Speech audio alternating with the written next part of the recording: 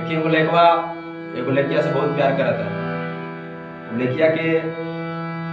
कहीं और शादी लग गई बा तो लड़कवा लड़किया से कहा था कैसे के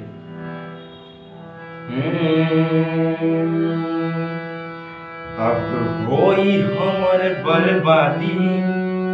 कि तोहरा याद रे जिए नादी छिन के ले जई भुआ जादी गम के बोझा जई बोला दे। अब होई हमर बर्बादी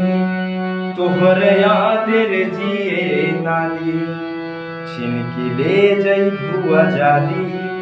गम के बोझा जई बोला दे। दूसरा बाग में जाके लागे जान और दूसरा बाग में जाके और भुला जइबू कहा हो शादी होते जान भुला जइबू कहा हो हमारा खूटा से और उड़ा जइबू कहा हो शादी होते जान भुला जइबू कहा हो।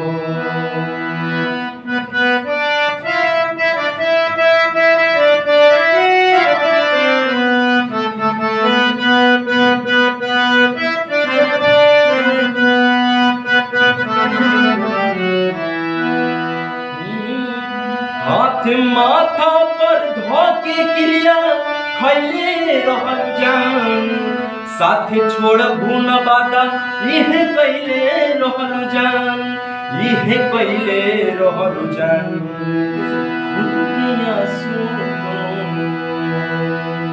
हाथ माथा पर धोके क्रिया खैले रहल जान साथ छोड़बू न बादा इह कैले रहल जान इह कैले रहल जान खून के आंसू तुम लागे जान खून के आंसू तुम अरे रुला जइबू का हो शादी होते जान भुला जइबू का हो हमरा खूटा से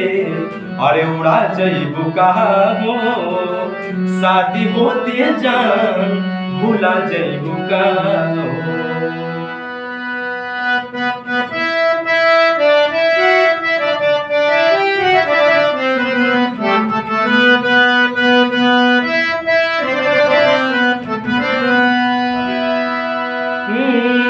याद आई जान तोहर घड़ी घड़ी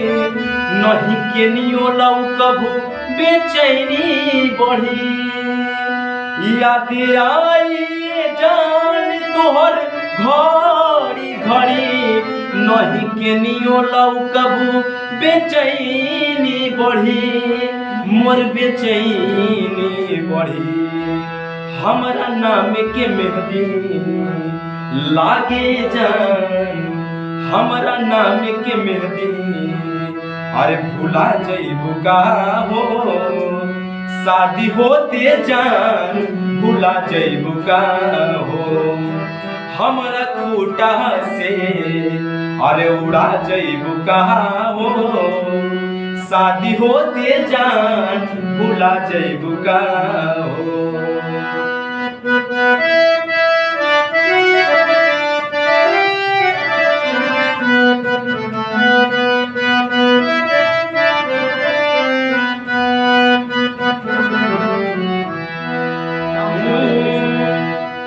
प्यार कोइले